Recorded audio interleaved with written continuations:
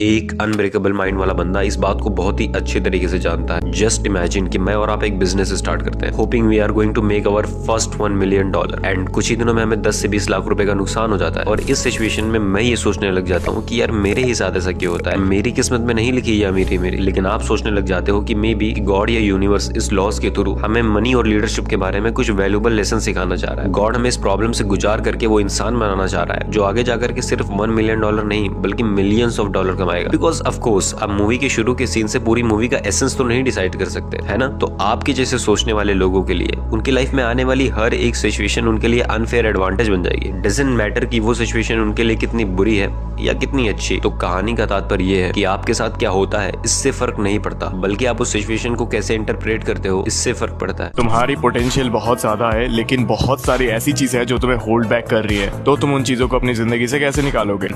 तुमने जाने अनजाने में ऐसी बहुत सारी गलतियां की है, ऐसी बहुत सारी चीजें की है जिनकी वजह से तुम अभी जितनी चीजें अचीव की है उससे भी ज्यादा कर सकते थे। तुम्हें उसके अलावा भी ऐसी बहुत सारी चीजें होल्ड बैक कर रही है जिन चीजों को तुमने अपने लाइफ से निकालना पड़ेगा। पहली चीज जो तुम्हें करनी है वो है नोट करो कि तुम्हारे दिक्कतें क्या क्या है, तुम्हारे प्रॉब्लम्स क्या क्या है। उस चीज को नोट करो कि तुम कितनी चीजें अचीव कर रहे हो, कितनी चीज अचीव कर चुके हो, तुम कितना प्रोग्रेस कर रहे हो वो नोट करो। और उसके बाद वो चीज लिखो जो चीज तुम्हें होल्ड बैक कर रही है, जो चीज उसके बीच में दिक्कत आ रही है, कितनी दिक्कतें आ रही है उनके बीच में। तो उनमें से तुम जितनी दिक्कतों को रिमूव कर सकते हो तुम उतना को कर दो, तो तुम उस काम में बहुत ज्यादा प्रोग्रेस बना पाओगे। तीसरी चीज जिसके बिना ये दोनों पॉइंट किसी काम के नहीं है वो है एक्सेप्ट। जो भी तुम्हारी प्रॉब्लम है, जो भी दिक्कत है, जो भी सक्सेस है, कुछ भी है, उस चीज को तुम्हें एक्सेप्ट करना है। सपोज मान के चलो तुम अगली हो, तुम्हारा रंग काला है या फिर तुम मोटे हो, जस्ट एक्सेप्ट इट। ठीक है, तुम अगर अपने आप को भ्रम में रखोगे कि नहीं मैं तो सुंदर हूँ, तुम बस भ्रम में जी रहे हो। और अगर इन तीनों को तुमने अगर इम्प्लीमेंट कर दिया अपने लाइफ पे, तुम अपने गोल को अचीव करने के पाथ पे बहुत आराम से जा सकते हो। किसी विचार को अगर आप बार बार सोचते हैं तो अपने दिमाग में आप उसकी छवि बना रहे हैं। जैसे गाड़ी लेनी है, पैसे की जरूरत है, कंपनी खड़ी करनी है या अपने जीवन साथी को पाना है। जब आप उसकी छवि बना लेते हैं तो उस फ्रीक्वेंसी को लगातार बाहर छोड़ रहे होते हैं। आपके मन में उठे विचार किसी चुंबक की तरह एक सामान विचारों को आपकी ओर खींचता है। अपने आप को खुशियों में जीता हुआ देखें और आप उसे आकर्षित करेंगे। ये हमेशा काम करता है और करता ही रहता है हर इंसान के साथ।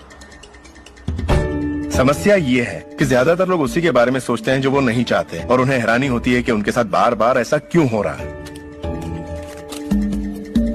आकर्षण का सिद्धांत ये परवाह नहीं करता कि जो कुछ आप सोच रहे हैं वो अच्छा है या बुरा, या आप उसे चाहते हैं या नहीं, वो आपके विचारों का जवाब दे रहा है। तो अगर आप बैठकर अपने कर्ज के बोझ को देख रहे हैं, बुरा महसूस कर रहे हैं, तो वही संकेत आप बाहरी दुनिया को दे रहे हैं। ये कर्ज का बोझ तो मेरी जान लेकर रहेगा। आप इस बात को मंजूर कर रहे हैं, अपने वजूद के हर स्तर पर इसे महसूस कर रहे हैं, तो आपके साथ वही ज्यादा होने वाला। निष्काम कर्म कैसे संभव है वासुदेव? फल का ज्ञान ही तो कर्म करवाता है, और यदि दृष्टि फल से ही हट जाए तो कोई कर्म करेगा ही क्यों? कोई कर्म इसलिए करेगा पार्थ क्योंकि फल तो प्रारब्ध के हाथ में है, और जो भी मनुष्य फल प्राप्ति की इच्छा करता है उसका मन फल के बारे में सोचकर अपने कर्म और कर्तव्य से विचलित हो जाता है, और उसे वो फल प्राप्त नहीं होता जिसकी उसने इच्छा की थी।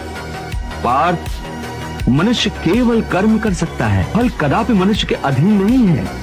हमारे अंदर दोनों बैठे हैं, जानवर भी और इंसान भी। जैसे ही हमारे अंदर का इंसान ये बोलता है कि भाई जो भी चल रहा है सही नहीं चल रहा, कुछ कर और अपनी जिंदगी बदल, वैसे ही हम भी ये कहते हैं कि हाँ ठीक है बिल्कुल बदलेंगे, लेकिन कल सुबह 5 बजे से, आज से नहीं करेंगे क्योंकि आज का दिन तो निकल गया। और ऐसा बोलते ही आपके अंदर का इंसान भी एग्री कर लेता है कि चल आज का दिन खत्म ही हो गया है तो कल से स्टार्ट कर लेना। और जब सुबह के 5 बजते हैं तब तुम पर नींद इतनी हावी होती है कि तुम अलार्म के ऊपर हाथ मारकर उसे बंद कर देते हो। जिस वक्त तुम अलार्म बंद कर रहे होते हो उस वक्त तुम्हारे अंदर दोनों बोलते हैं। जानवर बोलता है कि सो जा और इंसान बोलता है उठ जा वरना आज का दिन भी खराब हो जाएगा। अब होता यह है कि तुम अपने आप को ये लगने ही नहीं देते कि तुम इंसान की बात को टाल रहे हो। तुम बस इतना बोलते हो कि मैं 5 मिनट और सोऊंगा, और फिर तुम नहीं उठ पाते। तुम अपने साथ ही इतनी चालाकियां करते हो कि तुम इंसान की बातों को टाल देते हो और जानवर को अपने ऊपर हावी होने देते हो। और तुम्हारी इतनी सारी चालाकियां करने की सिर्फ और सिर्फ एक वजह है, जो कि है नीयत। तुम्हारी नीयत ही नहीं है अपने आप को बदलने की। बात ये नहीं है कि हम सुबह जल्दी नहीं उठ पाते, बात ये है कि हम सुबह जल्दी उठना ही नहीं चाहते। बात ये नहीं है कि हम हर रोज काम नहीं कर पाते, बात ये है कि हम हर रोज काम करना ही नहीं चाहते। What if I lose?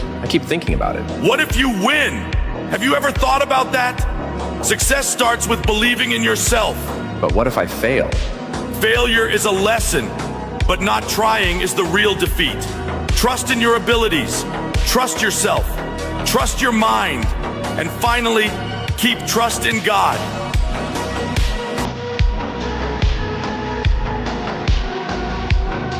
सोचता था मैं वीर हूँ, साहसी हूँ, आज मैं डर गया हूँ। योद्धाओं जैसा कोई भी गुण नहीं है मुझमें। जो व्यक्ति ये जान लेता है कि वो स्वयं कुछ नहीं करता, उसी के हाथों कोई महत्व का कार्य हो पाता। चंचल मन को मनमानी न करने दो पार, उसे रोको और उसे अपने आत्मा का अधीन बनाओ। समय सबसे बड़ा शिक्षक होता है अर्जुन।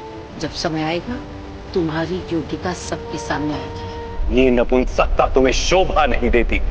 युद्ध करना तुम्हारा कर्तव्य है पार, शस्त्र उठाओ। ये देखा क्योंकि मैं कमजोर था, उन्होंने मेरी कमजोरी का मजाक उड़ाया।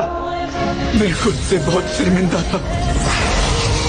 अगर तुम ताकतवर हो, बेइंतहा ताकत रखने वाला हर हालात से निपट सकता है। कमजोर इंसान डरने और बेसहारा खड़े रहने के अलावा कभी भी एक ताकतवर इंसान के खिलाफ कुछ नहीं कर सकता। कमजोरों का हमेशा मजाक उड़ाया जाता है। भले ही आप में समझ हो, आप अक्लमंद हो या चाहे रहमदिल हो, लेकिन जब भी ताकतवर से सामना होगा तब कुछ भी काम नहीं आएगा। रहमदिली मुझे नहीं बचाएगी, इसलिए मैं ताकतवर बनूंगा और इसलिए मैं यहाँ तक आया हूँ।